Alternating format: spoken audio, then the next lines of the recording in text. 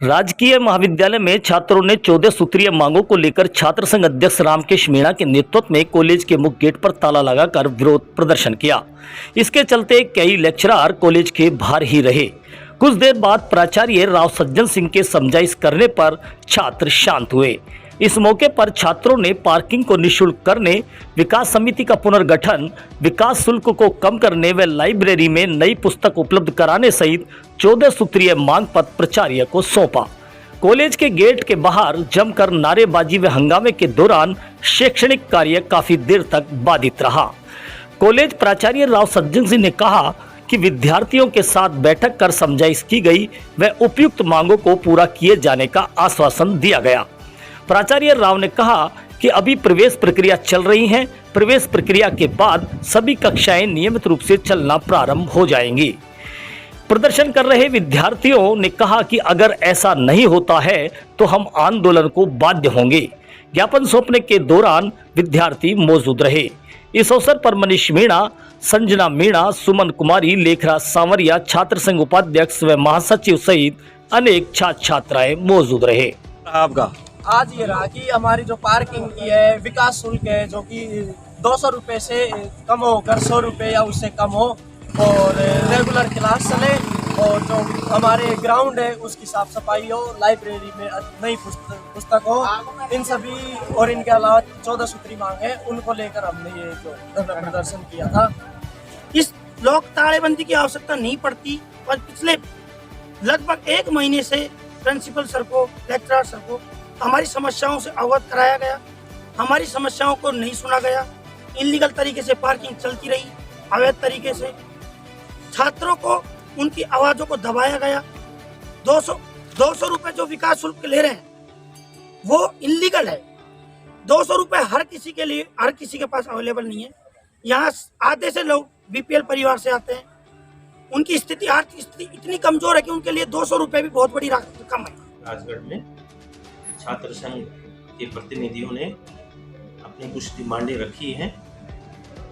छात्र प्रतिनिधि मिस्टर रामकेश मीणा, कपिल मीणा, राहुल शर्मा, विजेंद्र सैनी थे। जो कुछ 14 बिंदु थे उनका हमने सभी का समाधान कर दिया है और सभी बच्चे संतुष्ट होकर अपनी क्लासों में गए हैं। उनकी मुख्य मांग थी पार्किंग व्यवस्था की, उसके बारे में उनको समझा दिया गया है। विकास शुल्क के बारे में वो कह रहे थे कि 100 रुपये कर दिए जाएँ। जब भी सीडीसी की मीटिंग बैठेगी उसमें हम सीडीसी के मुखिया के पास हम अपनी बातें रखेंगे और जो भी निर्णय होगा वो नेक्स्ट सत्र में हम इम्प्लीमेंट कर देंगे। कुछ कमेटियां थी उनके पुनर्गठन की भी मांग की है, वो भी हम शीघ्र ही कर देंगे। क्लासेज हमारी पूर्णतः चलती हैं। हमारे 2 टाइमिंग है, सुबह 10 बजे से 4 बजे तक और 11 बजे से 5 बजे तक, और सभी स्टाफ मेंबर अपने निर्धारित समय पर क्लासेस ले रहे हैं। भविष्य में कोई भी बातें होंगी तो हमने समझा दिया गया है, वो प्राचार्य से मुझसे मिले और उनकी सभी बातों का समाधान समय समय पर कर दें। कस्बे में लंपी स्किन रोग पर अब काबू पाने के प्रयास तेज कर दिए गए हैं। इसमें शहर व गांव के अनेक गौ सेवक, गो भक्त, पशु चिकित्सक व पालिका की टीम की जितनी भी सराहना की जाए वो कम होगी।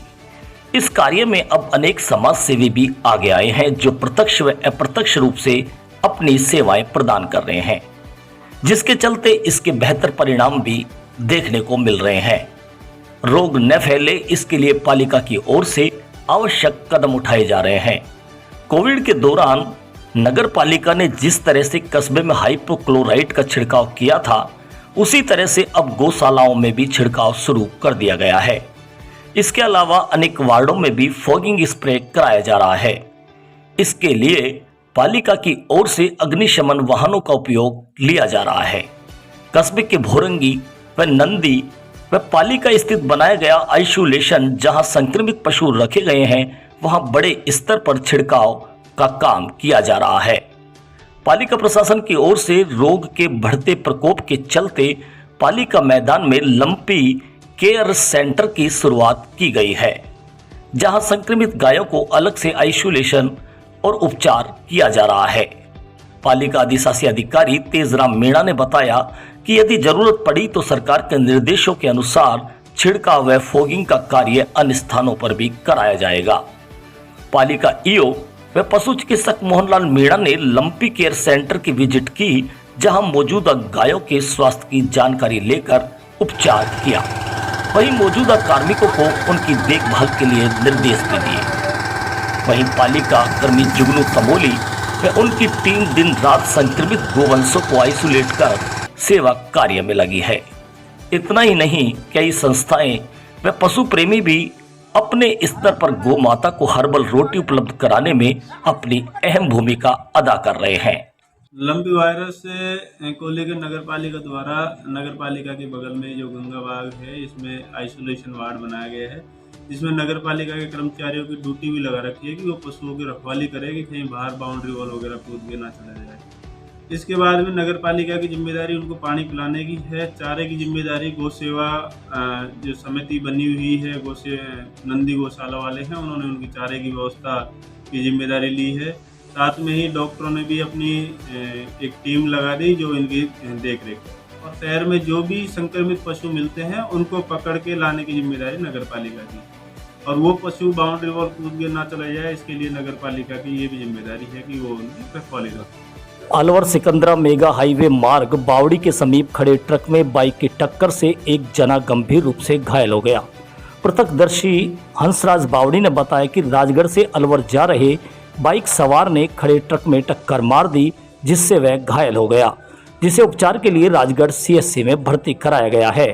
बावड़ी ने बताया कि घायल युवक की ओर से जेब में आधार कार्ड, ड्राइविंग लाइसेंस सहित अन्य कागजात मिले हैं, जिसमें उसका नाम भीमनगर कॉलोनी निवासी राहुल है। ये डिगाड़ा स्टैंड से आगे बावड़ी पड़ता है। बावड़ी में ये एक ट्रक खड़ा हुआ था, उसने ना तो इंडिकेटर जला के रखे थे, मेन रोड पे खड़ा कर रखा था। ये भाई गाड़ी लेके आ रहा था और इसने पीछे से ट्रक में टक्कर भी पड़ी और इसकी हालत बहुत ज़्यादा नाजुक हुई। हमने 100 नंबर पे भी फ़ोन किया था, तो 100 नंबर पे फ़ोन नहीं लगा।